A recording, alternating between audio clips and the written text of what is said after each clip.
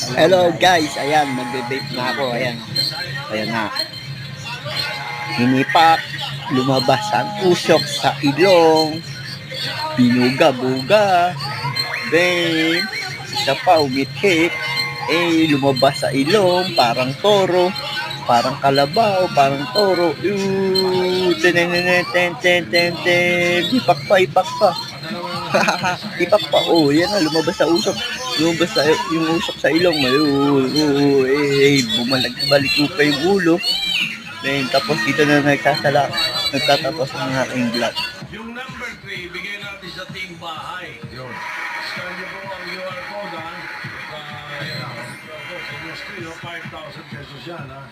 Pagkatapos yung number 5, dito sa, Team Studio. Okay. 5,000.